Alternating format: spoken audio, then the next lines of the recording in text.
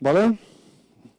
Venga, arratzaldeon, gaizkaritan zeuekin, prentzaretoan, betiko moduan. Eskatu galderak egiteko, mikrofona eta irudia isotu. Aurrera gaiztegi. Oso ondo. Gaizka, arratsaldeon. Arratsaldeon bai. Bueno, hasteko pasa zaizu, osteguneko haserraldia edo gogo txar hori. Bueno, entrenatzaile guztiak haserre egoten gara galtzen dugunean, ez? Ez dut ezagutu inoiz bat pozik dagoenik partidu bat galtzen duenean, ez? Baina hurrengo egunean ja hurrengoa prestatu behar dozu eta horretan gaude. Bihar oso ordu gutxi pasatu dira azkenengo partidutik eta bihar berriro oso partidu garrantzitsu bat daukagu eta, bueno, azken astea da. Eta azken aste hortan daukagun guztia eman behar dugu, ez? Zeuk aipatu duzu, partida batetik bestera oso denbora gutxi dago, hausnarketarako ere tarte handirik ez dago, baina, bueno, konturatu gara, talde asko ari direla kexatzen barraren funtzionamenduaren inguruan, oroar, uste duzu teknologia horri buelta bat eman behar zaiola datorren denboraldiari begira? Bai, behar bada bai, ez. Azkenengo astetan batez ere, ez dakit nik uste, ez dakit nola edo zer, baina bai, buelta bat eman behar zaiola, ez nire uste oso lagungarria da, gauza onak ekarri ditu futbolera, baina ez dakit azkenengo asteetan danak gaude pixkatola ados, zehose aldatu behar dela, ez. Eizka, egutegia zaila zen, berrekin zitzaionean ligari atletikentzat, besteak beste, lehenengo lau sailkatuen kontra jokatu behar izan duzuelako. Itxura ona eman du taldeak, baina puntu bat, hori da dagoena? Bueno, ez dakit, egia esan da Sevilla, Valencia, Real Madrid, Barcelona, Atletico Madrid, partidu oso zailak eduki ditugu eta danatan egon gara partiduan. Danatan, lehenengo minututik bukaera arte. Valentzian irabazi gendun, Atletico Madrilen kontra berdindu eta beste hirurak bategatik galdu, ez? Baina oso sartuta partiduan eta aukere egin, ez? Berdintzeko edo emaitza on bat ateratzeko, ez? Bueno, logikoki, talde handien kontra jokatzen dozunean, beti zailtasun hori dago, ez? Eurak argi dago plantilla eta baliabide hobeak dituztela, hori edozeinek ikusten du. Baina egia da, gure taldeak aurpegia eman duela partidu guztietan, baina askotan esate dizuet horrekin ez da nahikoa aurpegia eman, ondo antolatuta egon, eta momentu askotan gauzak oso ondo egin ditugu, baina askotan horrek ez dizu ematen, ez? Talde handiei irabazteko, ez? Zehose gehiago behar da. 3 partida geratzen dira, liga amaitzeko. 3 puntura dago, 7. postua. Horrek esan gura du plenoa egin behar dela, 9 puntuak irabazi behar dela aukeraren bat izateko? Bueno, gure plenoa biharkoa da, ez? Hori, behan dauden taldeak hori normalean esaten dute, ez? 3 partidu irabazi eskero hortik ateratzen gara, edo pixkat urruti zaudenean Europatik, 3 partidu irabazten ditugunean, irabazten baditugu, aukerak izango ditugu, ez? Claro, 3 irabazteko bat irabazi behar da lehenengo. Horretan daukagu burua. Lehenengo biharkoa irabazi eta gero bukatzen danean hurrengoa prestatu. Hemen kontuak egitea alperrik da. Biharkoa da guretzat garrantzitsuena, oraindik borrokan gaude, bete-betean gainera, aukerekin, eta bihar irabazten badugu, bukaerara arte egongo gara, aukerekin, orduan gure buruan hori dago jun, partidu ona egin eta irabazi. Bueno, nire partetik azkena biharkoa aipatu duzu, bihar Levante, hasiera baten ez dauka ezer jokoan ez behintzat ezer garrantzitsua, aurrera begira ondo funtzionatzen duen taldea da, talentua duelako, atzean zuloak uzten dituela aipatzen da, zeratako partida espero duzu? Bai, beraiek jokalari tekniko asko dituzte, ez? Bai erdikaldean 4 jokalariekin jokatzen dute, ez? Hegaleko jokalari barik, normalean 2 punta askar eta 4 jokalari onak teknikoki zelai erdian, jende asko pilatzen dute barrutik, eta hor egongo da pixkat gakoa, ez? Oso talde erasokorra da, errestasuna dauka gola sartzeko, jende askok daukalako ahalmen hori, ez? Gola sartzen duen jende asko daukate, eta bueno, pixkate horrela jokatuta, gero arazoak ere badituzte atzekaldean, eta zulo gehiago edo gol desente jasotzen dituzte normalean, baina bueno, da talde bat, hori, bere regulartasunik igual ez duela askotan erakusten, ez? Oso partidu onak egiten ditut, azkenengo urtean ikusi du Barcelona, Real Madrilen kontra kapaz dela irabazteko, behin baino gehiagotan, eta gero, bueno, beste egun batzuk izate ditu ez hain onak, ez? Behar bada, hori, ikusi behar da beraiek ze bertzio ematen dute, baina guk behintzat gurea ziurtatu behar dugu partidu ona egin, Valentzian egin genuen bezala, eta saiatu 3 puntuak eskuratzen, ez?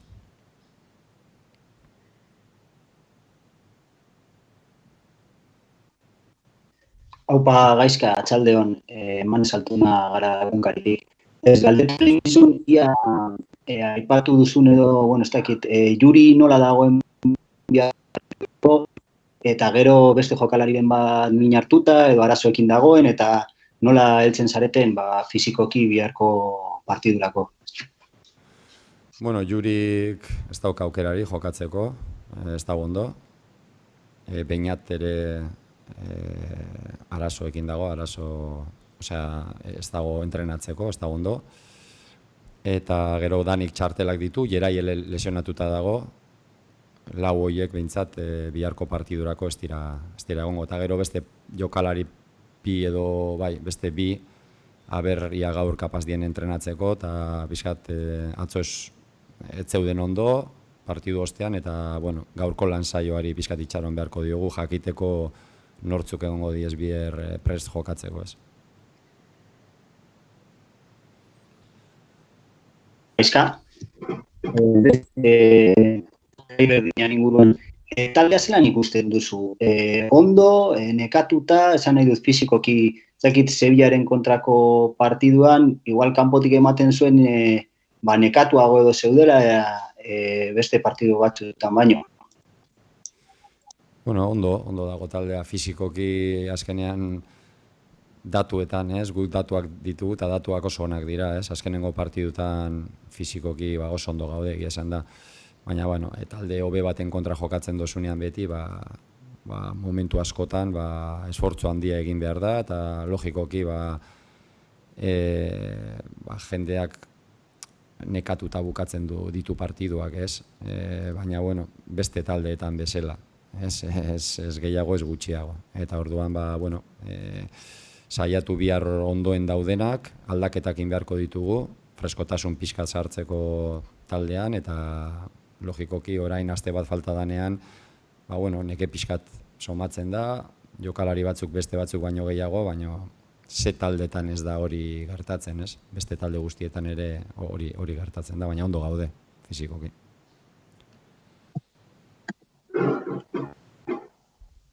Opa, Gaizka, Juan Mayo del Correo. Te pregunto dos cosas. Una, ¿qué sentiste ayer cuando Domingos Duarte marca el tercer gol y hace que la Real se os quede ahí a 3 puntos, aunque meta Granada? ¿Qué sentiste ayer en ese momento? Y luego, ¿consideras que si conseguís los 9 puntos que quedan, el Atleti estará en Europa el año que viene? Bueno, primero nada, por los otros resultados, al final más depende de lo que hagamos nosotros también, ¿no? Necesitamos ganar, no tampoco mirar tanto lo que pasa en otros campos. Si en otros campos te favorecen los resultados está bien, pero siempre y cuando ganes tú, ¿no? Y tampoco me detengo a mirar lo de los demás, más preocupado de los nuestros, ¿no? Y como os digo, que las cuentas de los 9 puntos, los que llevamos mucho tiempo en esto, sabemos que esas cuentas no valen, o sea, vale ganar un partido, ¿no? Lo que decía antes en euskera, las míticas cuentas de los que dicen que están abajo, que si ganamos 3 partidos salimos de ahí y tal, cuando muchas veces no has ganado 3 ni en todo el año, ¿no? Pues esto es lo mismo. Si estamos pensando en ganar 3 partidos y tenemos que ganar el primero para ganar el tercero, o sea, ganar mañana, que es lo que tenemos en mente, y no tenemos nada más, ni cuentas ni nada. Como siempre te digo, si mañana ganamos nos acercamos, si perdemos pues te alejas. Es bastante sencillas las cuentas.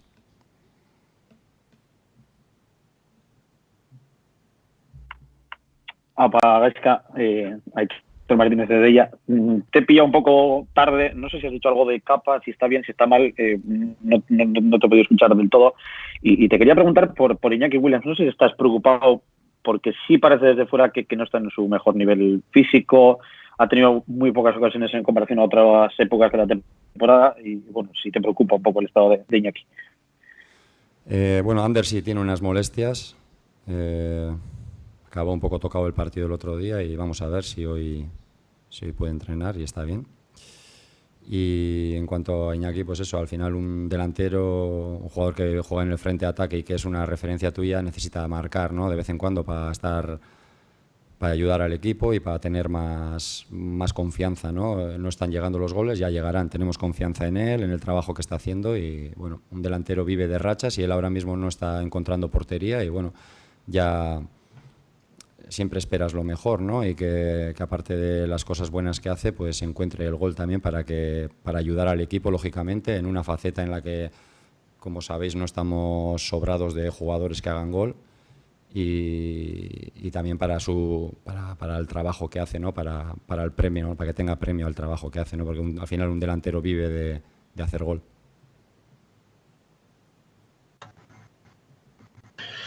Hola, buenas. Alfonso Ranz, Diario AS. Yo vuelvo a la carraca del VAR. No sé si tuviste ocasión ayer de ver los partidos del Real Madrid y del Real Arena, sobre todo el de Anoeta, un fuera de juego. Bueno, que no sé, ¿no te parece que al final la tecnología se está comiendo un poco el protagonismo de este final de temporada? Gracias. Bueno, no sé, lo que sí todos yo creo que hemos notado es después del parón pues que los criterios y las cosas que están pasando no estaban pasando antes, ¿no? Sí ha habido una diferencia o estamos viendo, o esa es la sensación que tenemos todos, ¿no? De que en estas últimas semanas, después de lo del coronavirus, pues ha habido una tendencia pues muy diferente, ¿no?, a pitar cosas y bueno, al final no lo sé. Nosotros más preocuparnos, siempre decimos no nos podemos preocupar, es difícil, ¿no?, arbitrar, es difícil tomar las decisiones y nosotros preocuparnos más del aspecto del juego, que es lo único que podemos hacer. Del otro no podemos intervenir para nada, más tenemos que preocuparnos de nosotros prepararnos bien y hacer un buen partido. Y siempre si haces un buen partido estarás menos expuesto a las decisiones que se puedan tomar, ¿no?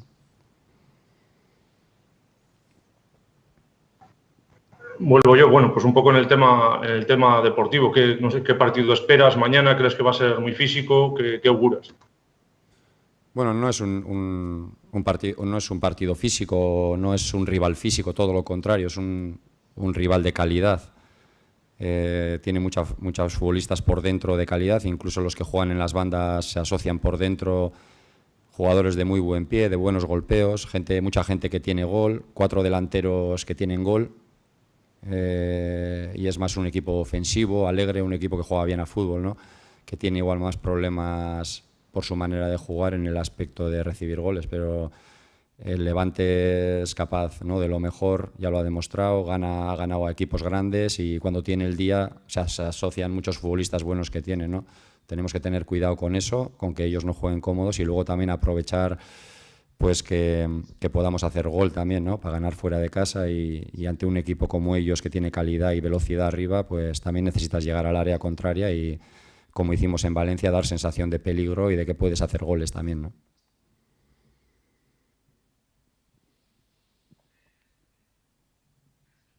Bueno, antes has dicho en euskera que crees que hay que dar una vuelta al VAR. ¿En qué sentido? Bueno, no lo sé. Al principio yo creo que lo que nos dijeron es que las jugadas grises, ¿no?, que así las definían, que no se iban a entrar a valorar y bueno, estábamos viendo que se están entrando mucho a valorar, ¿no?, a pitar desde arriba y otras veces en jugadas muy muy manifiestas de penaltis como el del otro día, muy muy claros, que todo el mundo lo ve, no se llama, ¿no? Entonces, bueno, es un poquito el criterio de una cosa u otra, ¿no?